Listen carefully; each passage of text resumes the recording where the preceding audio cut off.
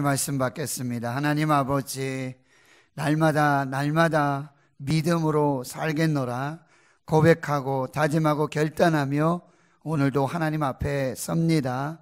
이제 말씀하여 주옵소서.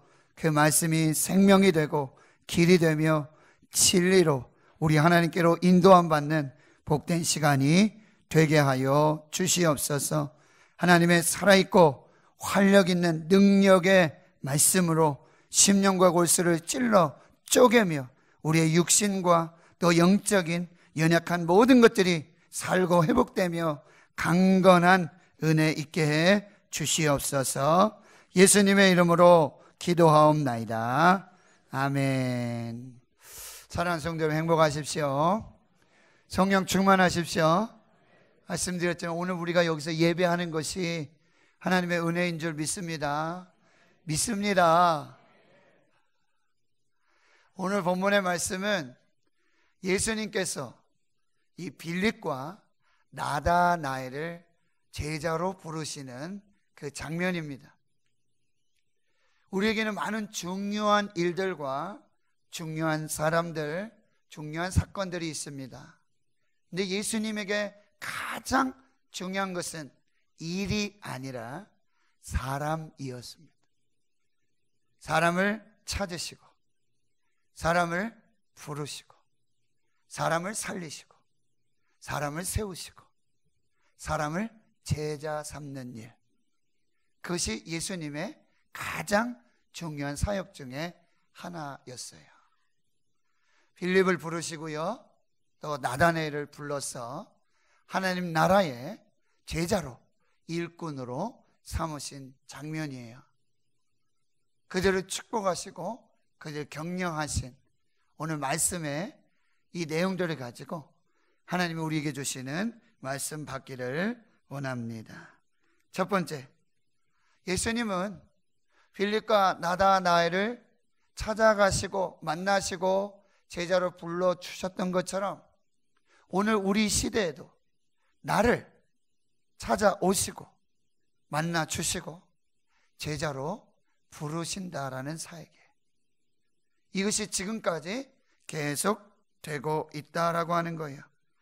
예수님에게는 여전히 사역보다 일보다 더 중요한 것이 사람입니다. 그래서 사람을 만나세요. 찾아가세요.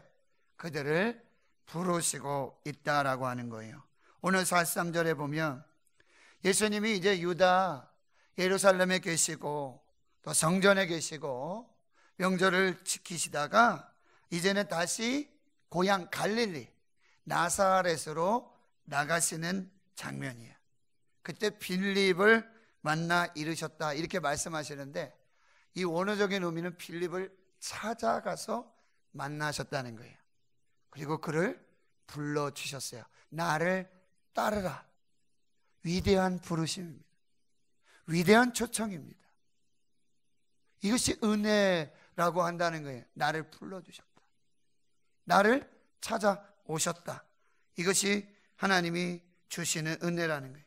마태복음 16장 24절에 예수님 말씀에 아무든지 나를 따라오려거든 자기를 부인하고 자기 십자가를 지고 나를 따르라 라고 제자도에 말씀을 주셨어요. 근데 예수님이 찾아가시고 만나시고 부르시는 사람들은 어떤 지역이나 출신이나 신분이나 학력을 따지지 않으셨다라고 하는 거예요. 빌립은 안드레와 베드로와 마찬가지로 갈릴리 베세다 사람이고요. 나다나엘은 예수님이 자라신 곳 갈릴리 나사렛에서 불과 6km 20여리도 안 돼요. 한 15여리 정도 되는 갈릴리 가나 출신이에요. 근데 여러분 공교롭게 요 다음 이야기가 어디냐면 갈릴리 가나에 물로 포도주를 만드신 창조하신 그 첫 번째 표적 사건이 일어나는 곳이. 예수님 부활하시고 제자들이 다 흩어져요. 갈릴리 돌아가서 다시 그물을 던져요. 요한복음 21장에 거기 나왔던 7 제자 중에 한 사람이 갈릴리 가나 나다나엘이라고 하는 사람이에요. 예수님의 찾아오심과 부르심은 신분이나 지역이나 출신이나 학력 이 모든 것을 제로에서 시작한다는 게 요즘 입사 면접 시험 중에 블라인드 면접이고 블라인드 입시 시험 있지 않습니까? 얼굴을 보지 않아요. 그리고 이력서에 사진도 붙이지 않습니다. 그리고 공평하게 모두 똑같이 학교도 안 보고 출신도 안 보고 지역도 보지 않고 공평하게 그렇게 사람을 뽑으려고 하고 있다라고 하는 거죠. 이게 예수님의 방법이에요. 고린도전서 1장 26절에서 29절, 형제들아 너희를 부르심을 보라. 육체를 따라 지혜로운 자가 많지 아니하며 능한 자가 많지 아니하며 문벌 좋은 자가 많지 아니하도다. 그러나 하나님께서 세상에 미련한 것들을 택하사 지혜 있는 자들을 부끄럽게 하시고 세상에 약한 것들을 택하사 강한 것들을 부끄럽게 하려 하시며 하나님께서 세상에 천한 것과 멸시받는 것들 없는 것들을 택하사 그것들을 폐하시려고 하시나니 이는 아무 육체도 하나님 앞에서 자랑하지 못하게 하려 합니다. 제가 신흥교회 청빙 받아서 이력서 내고 제가 부임해서 어떻게 보니까 지원자 명단들이 쫙 있는 걸 제가 발견했어요. 궁금하잖아요. 학력이 제가 제일 낮아요. 젊어요. 근데 하나님께서 성령으로 감동을 주셨고 원로 목사님과 당회, 정병위원들, 교회의 성도들에게 감동을 주셨어요. 제가 지금 여기 서 있는 거예요. 세상은 강한 자들을 찾죠. 능력 있는 자들을 찾아요. 지혜 있는 자들을 찾습니까? 존귀한 자들을 찾습니다. 그들이 세상에서 1순위, 최종 순위에 들 가능성이 많은 사람들이에요. 그러나 하나님의 나라는 먼저 된 자가 나중되고 나중된 자가 먼저 되는, 하나님께서 부르시는 자들은 세상에 미련한 것들이고 세상에 약한 것들이고 세상에 천한 것들, 멸시받는 것들, 없는 것들을 택하여 하나님 앞에서 아무 육체도 자랑하지 못하게 하시는 이 하나님의 부르심, 하나님의 인도하심, 은혜인 줄 믿습니다. 감사하시길 축원합니다. 그래서 사도 바울이 고백하는 거예요. 내가 나 된 것은 나의 하나님의 은혜로 된 것이니 내게 주신 은혜가 헛되지 아니하네. 나의 나 된 것은 다 하나님의 은혜고 나와 함께 하신 하나님의 은혜다라고 고린도전서 15장 10절에 말씀하고, 우리가 마지막 찬양으로 했잖아요. 나를 지으시니가 하나님, 나를 부르시니가 하나님, 나를 보내시니도 하나님, 나의 나 된 것은 다 하나님의 은혜라. 한량없는 은혜, 갚을 길 없는 은혜, 증량할 수 없는 그 은혜, 그 은혜의 부르심이 저와 여러분에게 있는 줄을 믿습니다.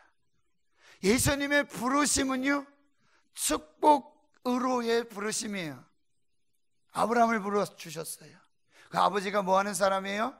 우상 만드는 사람이에요. 그거 팔아서 부자 되고 그거 팔아서 가문을 이루었던 사람이 바로 아브라함의 아버지 데라예요. 그런데 그 갈다의 우루, 그 우상의 본거지, 우상 만드는 그 사람의 아들을 하나님이 불러주셨어요. 신분 안 봤어요. 학력 보지 않았어요. 그가 어떤 위치에 있는지 보지 않았어요. 하나님이 일방적인 부르심이라.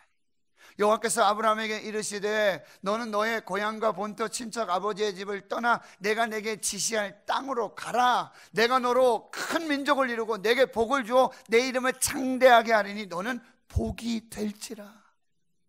너를 축복하는 자를 내가 축복하고 너를 저주하는 자를 내가 저주하리니 땅의 모든 족속이 너로 말미암아 복을 얻을 것임이라.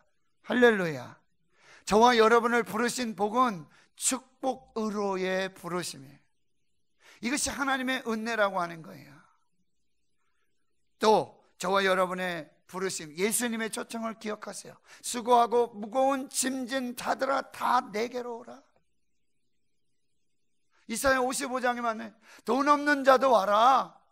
물 없는 자들, 목마른 자들 와라. 돈 없이 값 없이 와서 내게 와서 생명수를 사라. 포도주와 젖을 사라 라고 초청하시고 불러주시는 하나님의 은혜라는 거예요. 예수님 누구를 부르셨어요? 수고하고 무거운 짐진 자들 다 내게로 오라. 내가 너희를 쉬게 하리니 나는 마음이 온유하고 겸손하니 나의 멍에를 메고 내게 배우라. 그리하면 너희 마음이 쉼을 얻으리니 내 멍에는 쉽고 내 짐은 가벼움이라. 할렐루야. 수고하고 무거운 짐진 자들을 부르십니다. 돈 없이 값 없이 하나님 앞에 목마른 자들을 하나님이 부르십니다. 이것이 은혜인 줄을 믿습니다. 금요일 날 금요 라파 기도를 마치고 한 우리 집사님과 이야기를 했어요. 어떤 형제가 있는데 그 형제를 꼭 교회로 인도하고 싶다는 거예요. 교회 꼭 인도하고 싶은데 지금 어떤 방법이 없다는 거예요. 그래, 우리 같이 기도하자. 근데 제가 오늘 예배 등단하고 찬송을 부르며 깜짝 놀랐어요. 그 사람이 지금 저기 와 앉아서 예배를 드리고 있어요. 하나님이 부르신 거예요. 하나님이 보내주신 거예요. 저와 여러분 하나님이 불러주셨어요. 대구 신흥교회로 불러주셨어요. 대구 신흥교회로 보내주셨어요. 아멘 좀 하이소. 하나님이 저와 여러분을 부르신 줄 믿습니다. 은혜인 줄 믿습니다. 축복인 줄 믿습니다. 여러분 또 기가 막히지 않아요? 뭐냐면요, 오늘 본문의 말씀은 이 본문이 아니었어요. 사실 요한복음 5장에 38년 된 병자 내가 낫고자 하느냐, 일어나 내 자리를 들고 걸어가라, 이 말씀을 전하려고 그랬어요. 준비하고 있었어요. 근데요, 금요일 날 밤에 하나님이 바꾸시는 거예요. 덕분에 어제 12시까지 제가 어제 12시까지 하나님 그 영혼을 위해서, 그 한 영혼을 위해서 부르시고 말씀하시고 은혜 주시고자 저와 여러분을 위해서 이 말씀을 주시는 줄 믿습니다. 그러면 두 번째 어떻게 해요? 이 예수님에 대한 영적 무지와 편견을 깨뜨려야 된다는 거예요. 여러분, 이제 빌립을 부르셨는데 빌립이 전도자로 변해요. 그리고 같은 갈릴리니까 이 나다나엘을 찾아가서 이렇게 말하고 있는 것이죠.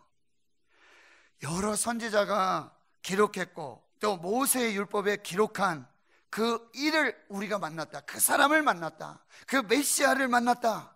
근데 그 사람이 요셉의 아들 예수다. 요셉의 아들 나사렛 예수다. 그런데 이 나다나엘이 뭐라고 그래요? 나사렛에서 무슨 선한 것이 있느냐. 나사렛, 니쪼리.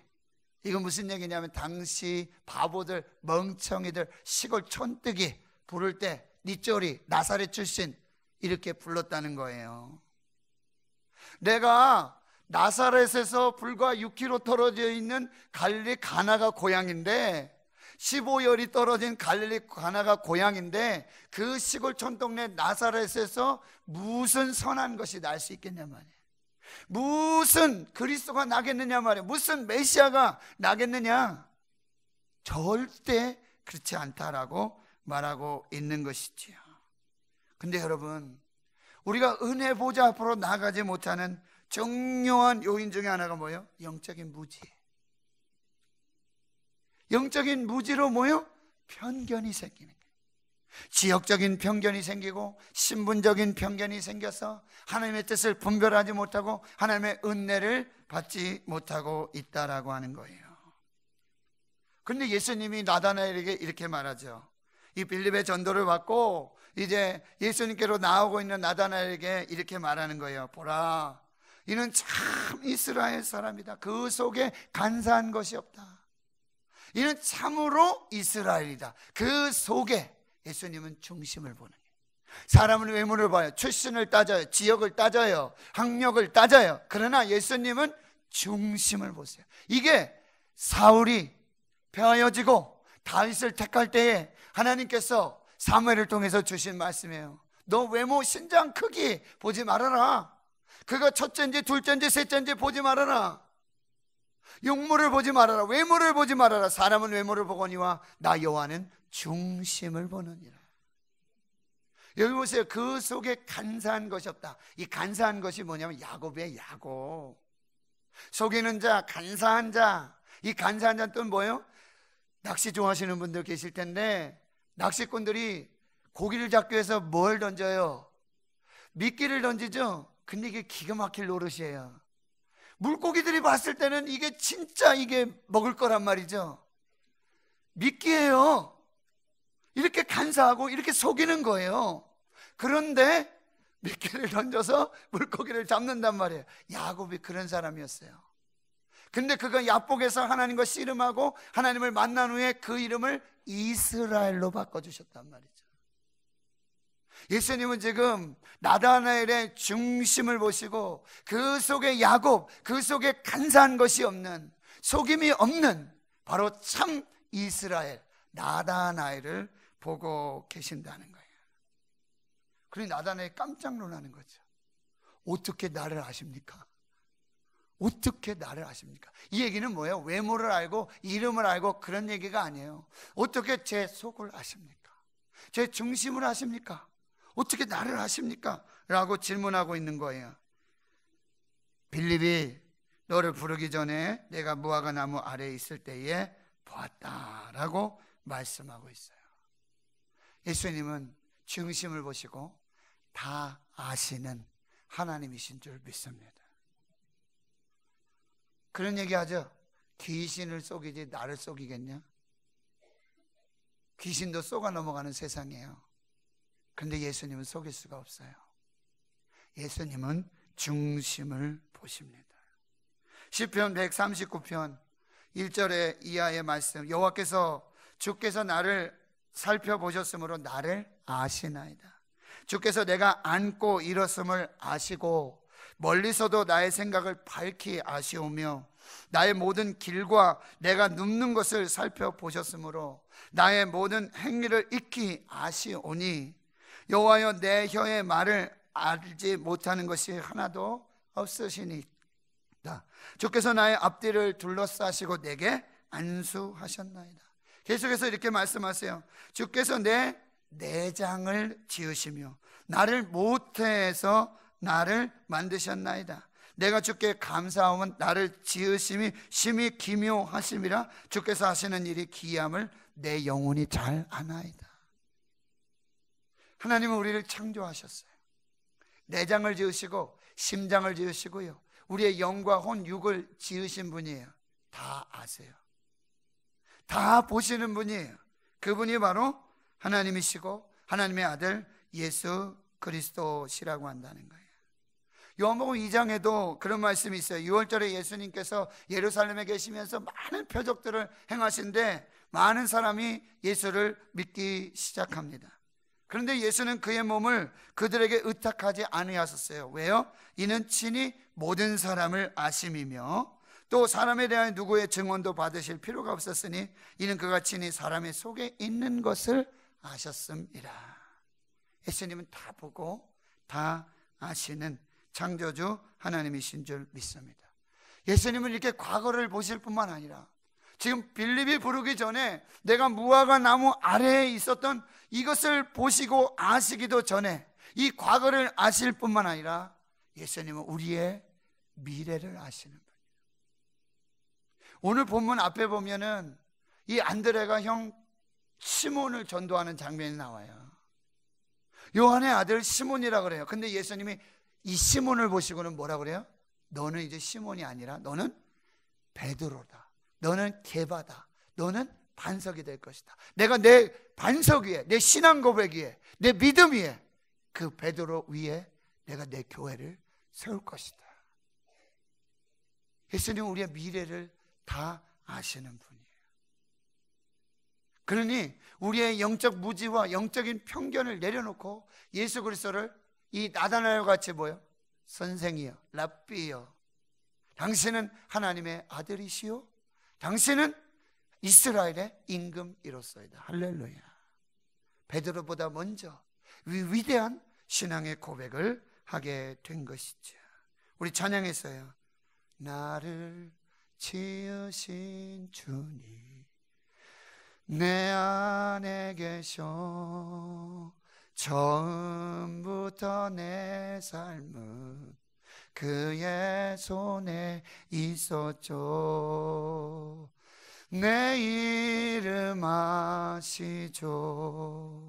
내 모든 생각도 내 흐르는 눈물 그가 닦으셨죠.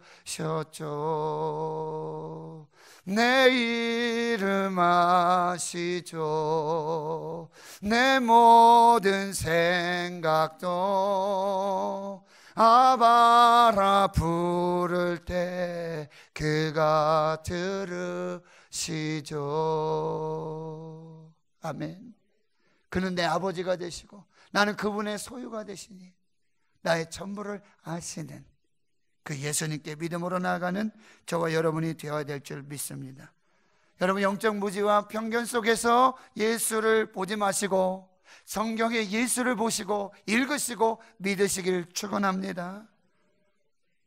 제가 영어 영문학을 전공하면서 영어 문학을 너무너무 좋아하게 됐는데, 그 중에 한 작품이 여러분 제인 오스틴이 쓴 세계적인 명저 오만과 편견이라는 그런 소설이 있습니다. 그 책의 여주인공의 엘리자베스인데요, 이 엘리자베스가 한 남자를 사랑하게 돼요. 결혼하려고 하는데 이 엘리자베스가 이 남자 주인공에서 받은 첫인상의 편견, 그 첫인상이 뭐냐면 매우 싸늘하고 아주 냉소적이고 전혀 정도 없고 아주 그런 첫인상을 받게 돼요. 그런데 사랑하게 돼요. 결혼을 해야 되는데 그 첫인상이 편견이 돼서 벽이 돼서 사랑이 전달이 되지 않는 거예요. 그 첫인상의 편견을 극복하는 과정이 쉽지 않았다는 거예요. 여러분, 편견은요 언제나 높은 벽을 낳아요. 그리고 강력한 벽을 쌓아 올리게 된다는 거예요. 여러분, 나다나엘에게는 나사렛에서 무슨 선한 것이냐, 그 지역, 그 출신, 거기선 선한 것이 절대 날 수 없다, 이 편견의 벽이 있었다는 거죠. 무지의 벽이 있었다는 거예요. 그런데 그가 예수 그리스도께서 자기를 아시고 자기의 모든 것을 아시는 예수 그리스도를 만났을 때 구원이 시작됐고 영생의 문이 열리고 하나님의 나라의 큰 역사가 나타나게 되었는 줄 믿습니다. 오늘 여러분 안에 있는 영적 무지와 편견이 다 사라지길 축원합니다. 예수를 만나는 날 되길 원합니다. 다시 고백하시는 날 되길 원합니다. 그래서 새로운 구원과 새 창조의 역사가 시작되기를 원합니다. 예수님은 또한 이 나다나엘의 영적 갈급함을 아셨어요. 무화과 나무 아래에 있을 때 봤다. 이 무화과 나무 아래는 보통 사람들이, 유대인들이 모이면 회당을 지어요. 거기서 말씀 배우고 말씀을 가르쳐요. 그런데 그런 것이 되지 않는 지역에는 어디? 무화과 나무 아래에서 하나님의 말씀을 읽고 하나님의 말씀을 묵상하고 하나님께 기도하는 영적인 교제의 장소가 바로 이 무화과 나무 아래라고 하는 거예요. 예수님은 그걸 아셨던 거예요. 그 속에 있는 영적인 갈급함, 하나님을 향한 간절함들, 그 사랑과 믿음을 보셨다라고 하는 것이죠. 하나님 성도 여러분, 영적인 무지와 편견을 깨트리시길 축원합니다. 여러분, 무화과 나무 아래서 하나님을 갈망하시길 축원합니다. 하나님이 찾아오시고 만나주시고 말씀으로 새 창조의 역사를 시작하게 되는 줄 믿습니다.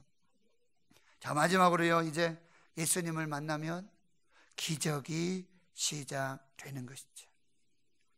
예수님을 만나면 더 큰 일의 역사를 보게 되는 거예요. 예수님은 나다나엘의 신앙의 고백을 들으시고 나다나엘을 축복하세요. 내가 너를 무화과 나무 아래에서 보았다 하고 함으로 믿느냐? 이보다 더 큰 일을 보리라 말씀드렸죠. 요한복음 2장에서 갈릴리 가나, 누구의 고향이라고요? 나다나엘의 고향입니다. 거기서 물로 포도주를 만드시는 더 큰 창조의 역사를 예수님께서 행하시게 되는 것이죠. 예수를 믿으면 기적이 시작되는 거예요. 어떻게? 하늘의 문이 열리는 거예요. 예수를 믿으면 구원의 문이 열리는 거예요. 예수를 믿으면 영생의 문이 열리는 거예요. 그리고 예수 그리스도가 중보자가 되시고 예수 그리스도께서 이 영적인 생명의 길이 되시고 진리의 길이 되시는 생명의 은혜를 누리게 되는 것이죠. 예수 그리스도로 말미암아 영원한 은혜의 삶을 살게 되는 것이죠. 오늘 51절에 이제 진실로 진실로 너에게 이르노니 하늘이 열리고 하나님의 사자들이 인자 위에 오르락내리락 하는 것을 보리라. 이 말씀 창세기 28장에 야곱이 브에세바를 떠나서 하란으로 가는 길에 이제 베델에서 루스에서 돌베개하고 잘 때에 하늘이 열리고 땅에서부터 하늘 끝까지 사닥다리가 서게 되고 그 사닥다리 위에서 천사들이 오르락내리락하며 하나님의 말씀이 선포되고 하나님의 축복이 선포되는 거예요. 너가 아브라함에게 주셨던 거, 이삭에게 주셨던 거, 그 축복을 너에게 더할 것이고 내가 너와 함께 있어 내가 어디로 가든지 너를 지키며 너가 다시 돌아오기까지 내가 너를 결코 떠나지 아니할 것이라고 하는 이 축복의 말씀이 선포되었던 그 장소예요. 오늘 그 본문을 예수님이 인용하고 계시는 거예요. 예수를 믿으면 기적이 시작되고 예수를 믿으면 축복이 시작되고 예수를 믿으면 하늘의 문이 열리는 것이고 예수를 믿으면 환상이 보여지게 되는 것이고 예수를 믿으면 계시의 말씀이 선포되는 것이고 예수를 통하여 크고 놀라운 비밀한 역사들이 나타나게 되는 줄을 믿습니다. 이제 우리 어떻게 해야 돼요? 우리도 사람을 찾아야 돼요. 우리도 사람을 찾아가고 사람을 세우고 사람을 살리고 사람을 하나님의 사람으로 만드는 이 귀한 일들. 내가 만난 예수를 정하는 거예요. 내가 만난 예수를 선포하고 내가 만난 예수를 간증하고 강건하여 데려다가 와서 보라, 강건하여 데려다가 내 집을 채우라고 하는 이 말씀의 은혜를 누리게 되어야 할 줄 믿습니다. 여러분, 하나님의 일에는 결코 작은 일이 없고 하나님의 사람은 결코 작은 사람이 없어요. 기선주 목사님 아시죠? 기선주 목사님, 평양 장로신학대학교 입학생 중 7명, 졸업생 7명, 그리고 세례를 주었던 최초의 목사, 한국인 목사 길선주 목사님, 평양 대부문의 놀라운 역사, 그리고 33인의 기미 독립선언서 기독교 대표로 참여하신 분. 근데 그는 기가 막히죠? 눈이 거의 보이지 않아요. 거의 맹인 수준이에요. 그런데 그 눈으로 요한계시록을 만독을 합니다. 요한계시록을 만독을 해요. 그리고 전국을 돌아다니면서 이 위로와 소망의 메시지, 교회는 반드시 승리한다, 어린 양은 반드시 승리한다, 주께서 곧 오실 것이다, 믿음을 지켜라, 이 소망의 메시지를 다 67세가 됐는데 강단에서 뇌이별, 뇌출혈에 유사한 그걸로 강단에서 쓰러지셔서 하나님의 부르심 받고 천국에 입성하십니다. 근데 여러분, 이 길선주 목사님 기억하지만 길선주 목사님을 전도한 사람이 누군지 아십니까? 길선주 목사님을 전도한 사람이 누굽니까? 28살의 청년 김종섭이라고 하는 분이에요. 하나님의 일에는 결코 작은 일이 없습니다. 하나님의 사람은 결코 작은 사람이 없습니다. 우리도 사람을 중요시하고 사람이 우선되고 사람을 살리고 사람을 세울 때에 하나님께서 이루시는 크고 놀라운 역사들을 보게 될 줄 믿습니다. 30세 초반에 이미 영국에서 윌리엄 셰익스피어 아시죠? 4대 비극을 쓴 거예요. 햄릿, 리어왕, 오셀로, 맥베스. 근데 이 맥베스 왕의 이 부인 역할을 하던 사라 애덤스가 있어요. 신앙이 좋은 사람이에요. 기도하는 사람이에요. 근데 30세에 죽을 병에 걸리게 되는 거예요. 날마다 말씀 보고 기도하지만 엄습해오는 그 죽음의 공포 앞에 너무나 힘든 생활을 하는데 어느 날 갑자기 창세기 28장을 읽으며 이 야곱의 사닥다리 환상을 보게 되고요. 그리고 나다나엘을 축복하셨던 예수 그리스도 요한복음의 1장에 이 말씀을 받게 되는 것이죠. 그가 성령의 감동으로 찬송의 시를 썼어요. 그 시가 338장. 오늘 우리는 그 찬양을 부르며 하나님 앞에 예물을 봉헌하도록 하겠습니다. 338장 우리가 함께 찬양하겠습니다.